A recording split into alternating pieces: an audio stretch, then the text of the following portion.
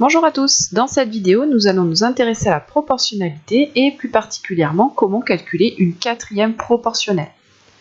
Alors on va faire un exemple.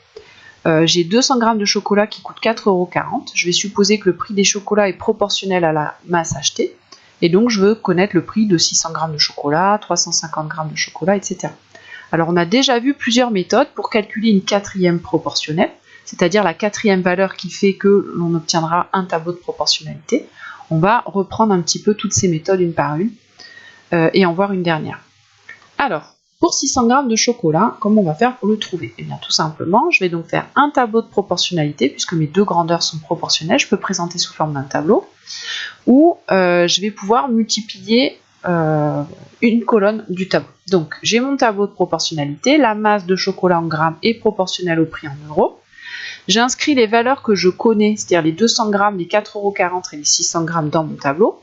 Donc j'ai les 200 g qui coûtent 4,40 €, je les mets bien l'une au-dessus de l'autre. J'ai mes 600 g de chocolat et je ne sais pas combien ils coûtent. Ce qu'on voit, c'est que je vais utiliser les colonnes, c'est-à-dire de cette colonne-là à cette colonne-là, je vois que j'en ai acheté 3 fois plus finalement. Là, j'ai multiplié par 3. Eh bien, si j'en ai acheté 3 fois plus, je vais payer 3 fois plus cher. Donc je peux multiplier par 3 aussi sur la deuxième ligne. Donc j'ai 4,40 € fois 3, j'obtiens 13,20 €. Voilà, finalement, mes 600 g de chocolat vont me coûter 13,20 €. Donc là, j'ai multiplié une colonne par un nombre, et donc si je multiplie là sur la première ligne par 3, je dois multiplier aussi ici par 3. Alors maintenant, je vais m'intéresser à 350 g de chocolat. Eh bien, on va faire exactement pareil. Je vais toujours m'intéresser à utiliser un tableau de proportionnalité, mais la technique va différer un petit peu. Je vais, ce qu'on va faire, passer à l'unité. Alors, j'ai toujours mon tableau ici, et vous avez vu, j'ai mis une colonne de plus, parce qu'on va passer par l'unité, c'est-à-dire on va s'intéresser au prix d'1 g de chocolat, finalement, pour retrouver les 350 g. Alors, j'inscris les valeurs que je connais, qui sont dans l'énoncé dans mon tableau, c'est-à-dire, j'ai 200 g de chocolat qui coûte 4,40 €, ça j'en suis sûre, hein, c'est mon énoncé de départ. Moi, je veux le prix de 350 g de chocolat, c'est-à-dire le prix qui est là. Et je vais passer par une colonne intermédiaire, passage par l'unité, c'est-à-dire par le 1 g de chocolat. Et bien ici, pour passer à 1 g, il va falloir que je divise par 200 pour trouver 1 g. Donc le prix, je vais aussi le diviser par 200. J'obtiens 0,022. Autrement dit, 1 g de chocolat coûte 0,022 €. Et bien maintenant, pour aller de 1 à 350, je multiplie par 350. Vous voyez, je vais de colonne en colonne, hein, finalement. Et je multiplie par 350 le prix, et j'obtiens un prix de 7,70 €. Voilà, donc mes 350 g de chocolat coûtent 7,70 €. Ça, c'est le passage à l'unité. On est passé par le prix de 1 g de chocolat. Alors, maintenant, on va s'intéresser à 550 g, le prix pour 550 g.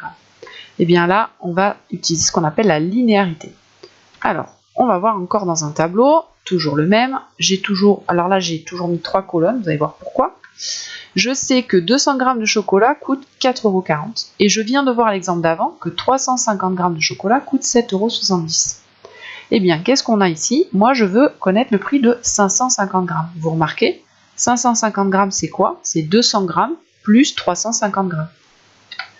Donc, j'ajoute ces deux valeurs pour obtenir la masse de 550. Eh bien, je vais faire la même chose avec le prix, ce qu'on appelle ici la linéarité. Je peux ajouter ici des colonnes pour obtenir une troisième colonne. Donc 4,40 € plus 7,70 €, ça me fait un prix de 12,10 €. Donc les 550 g de chocolat coûtent 12,10 €. Voilà, troisième méthode. Alors maintenant, on va calculer le prix pour 850 g de chocolat. Qu'est-ce qu'on va utiliser? On va utiliser le coefficient de proportionnalité. Alors, je repars avec mon tableau. Cette fois-ci, je prends juste 4 cases. Je vais réinscrire mes valeurs que je connais, c'est-à-dire mes 200 g de chocolat coûtent 4,40 €. Et moi, je veux connaître le prix de 850 g de chocolat. Donc, je veux connaître le prix qui est là. Je vais calculer le coefficient de proportionnalité, c'est-à-dire par combien je multiplie pour aller de la première à la deuxième ligne. Donc, 200 fois combien égale 4,40. Bien, pour trouver ce coefficient de proportionnalité, vous voyez, je veux calculer le coefficient dans ce sens-là, vous voyez bien le sens de la flèche, donc je fais toujours l'arrivée divisée par le départ, donc 4,40 € divisé par 200, ce qui me donne 0,22. Donc autrement dit, là, je multiplie par 0,022. Ça, c'est mon coefficient de proportionnalité. 200 fois 0,022, ça me donne 4,40 €. Ben, je vais faire pareil avec mon 850. 850 fois 0,022, ça donne 18,70 €. Donc mes 850 grammes de chocolat coûtent 18,70 €. Voilà le coefficient de proportionnalité. Vous remarquez que le coefficient de proportionnalité, finalement, on retrouve le passage à l'unité de tout à l'heure, c'est-à-dire le coefficient de proportionnalité, ça correspond à la valeur pour 1 gramme de chocolat. Ça revient au même ici. Alors, dernière méthode pour trouver le prix de 1230 grammes de chocolat. Comment je peux trouver le prix de 1230 grammes de chocolat sans utiliser le coefficient de proportionnalité, sans utiliser la linéarité ou la multiplication des colonnes? Je vais utiliser l'égalité des produits en croix. Alors, on va voir à quoi ça correspond. Alors, j'ai toujours mon tableau, je complète avec les valeurs que je connais, c'est-à-dire mes 200 grammes qui coûtent 4,40 €, et moi, je veux 1230 grammes. Alors, je mets voilà, le nombre X, je veux savoir combien ça coûte. Donc, X euros, et c'est la valeur que je cherche.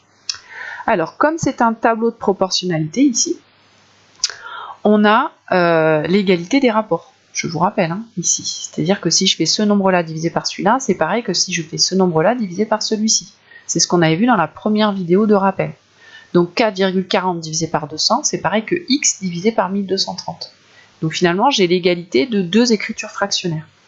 Et bien, ce qu'on a vu sur l'égalité fractionnaire, ce que vous avez vu l'année dernière, c'est que j'ai l'égalité dans ce cas-là des produits en croix. C'est-à-dire x fois 200, c'est égal à 4,40 fois 1230. Et du coup, pour trouver cette valeur x, ici, donc j'ai l'égalité des produits en croix, pour trouver cette valeur de x, il faut que je divise par 200. Donc finalement, ma valeur manquante, je vais faire 4,40 fois 1230 divisé par 200. Là, je vous ai montré toutes les étapes pour comprendre d'où vient ce qu'on appelle le produit en croix. Je fais 1230 fois 4,40 divisé par 200 pour retrouver cette valeur-là. Par la suite, vous écrirez directement le calcul. Ce n'est pas la peine d'écrire ces deux lignes-là.